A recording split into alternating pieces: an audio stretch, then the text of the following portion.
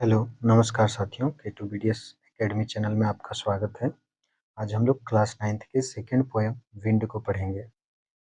यहाँ जो विंड है, इसका सिंबॉलिक जो मीनिंग है, वो लाइफ में आने वाले चैलेंजेस से है और ये चैलेंजेस किन्हें आगे बढ़ने से रोकती है और कौन चैलेंजेस को पार करके आगे बढ़ जाते हैं, इसके बारे में भी इसमें अध्ययन करेंगे। तो यहाँ लिखा हुआ है, the wind blows strongly and causes a lot of destruction. अर्थात हवा जो है वो तेजी से बहती है और बहुत सारे डिस्ट्रक्शन का कारण बनती है। यहाँ पे जो डिस्ट्रक्शन है वो विनाश से रिलेटेड है, कैटास्ट्रॉफी से रिलेटेड है। How can we make friends with it, हम लोग इसके साथ कैसे दोस्ती बना सकते हैं, इसके बारे में यहाँ पे जानेंगे। तो फिर से मैं बता दूं कि यहाँ विंड जो है वो जीवन में आने वाली परेशानियों से संबंधित है और जीवन में आने वाली परेशानियां मजबूती से आती है और बहुत सारे विनाश का कारण बनती है और कैसे इन परेशानियों से हम आगे बढ़ सकते हैं, इसके बारे में इसमें अध्ययन करना है। अब लाइन बाय लाइन इस पोएम को हम लोग समझते हुए चलते हैं। लिखा है फर्स्ट लाइन में, विंड कम सॉफ्टली। कभी हवा से कहते हैं, हवा जरा धीरे धीरे आओ। यहाँ पे जो विंड है वो चूंकि चैलेंजेस को इंडिकेट करता है, तो कवि का कहने का तात्पर्य यह है कि कठिनाइयाँ धीरे आएं ताकि हम उन्हें संभाल सकें। Don't break the shutters of the windows. कवि हवा को रोकते हुए कहते हैं, खिड़कियों के पट मत तोड़ो।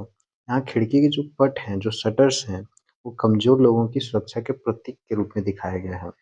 डोंट स्कैटर द पेपर्स, कागजों को मत उड़ाओ।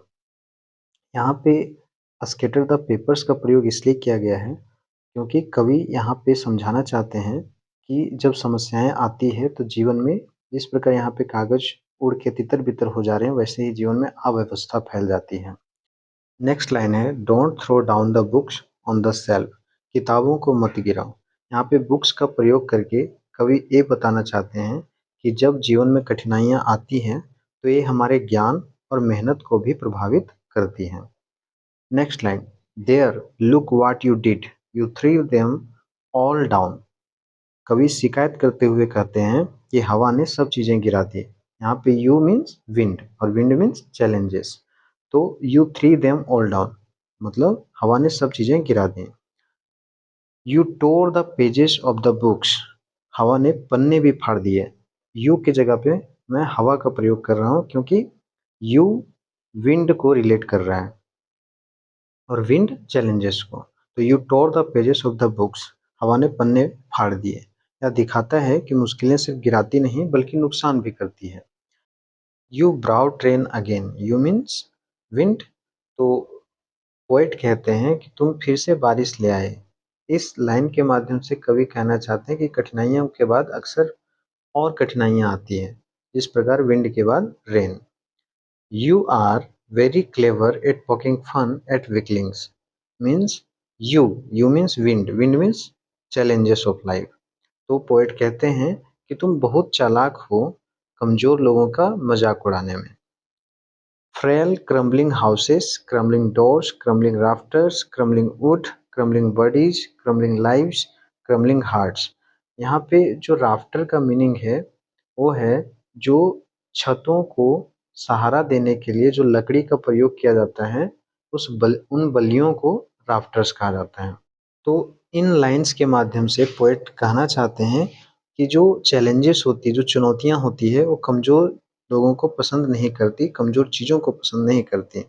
वह कमज़ोर घरों, टूटते दरवाज़ों, बिखरती लकड़ियाँ और छत को पकड़ कर रखने वाले राफ्टर्स यानी सहारे की बल्लियों को भी हिला-डुला कर गिरा देती है।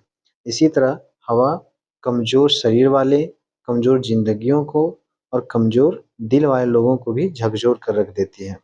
मतलब दुनिया में जो भी फ्रेल हैं यानी बहुत कमज़ोर हैं, चाहे चीज़ें हों या इंसान, हवा उन्हें क्रम्बलिंग यानी टूटता-बिखरता हुआ बना देता है।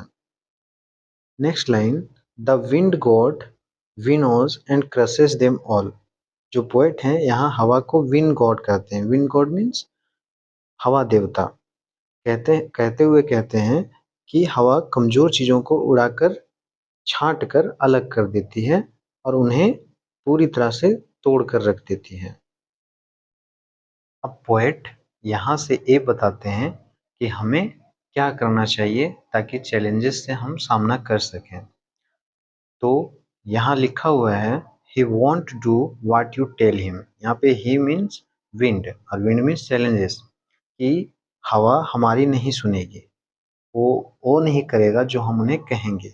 सो come let's build a strong homes, इसलिए हमें अपने घरों को, यहाँ पे हाउस जो है, होम्स जो है, वो लाइफ से रिलेटेड है, हमें अपनी जिंदगी को मजबूत बनाना चाहिए।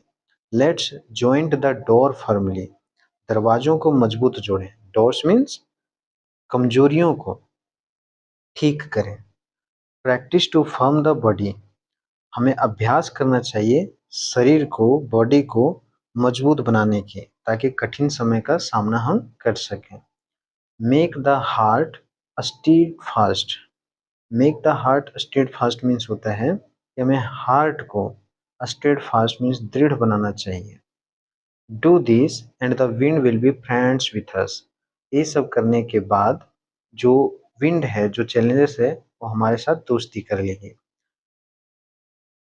The wind blows out weak fires, meaning ये है कि हवा कमजोर आग को बुझा देती है। ब्लोज आउट वीक फायर्स, कमजोर आग को ब्लोज आउट कर देती हैं। It makes a strong fires roar and flourish, means लेकिन हवा मजबूत आग को और भड़का देती है, यानी मजबूत व्यक्ति मुश्किलों से और शक्तिशाली बनता है। हिज फ्रेंडशिप इज गुड, कठिनाइयों का सामना करना अच्छा है क्योंकि वह हमें सिखाती है, इसलिए यहाँ पे बताया गया है his friendship is good. Last line है we praise him every day, मतलब हमें उनकी प्रशंसा करनी चाहिए। कहने का तात्पर्य है कि हमें जीवन में आने वाली चुनौतियों को स्वीकार करना चाहिए।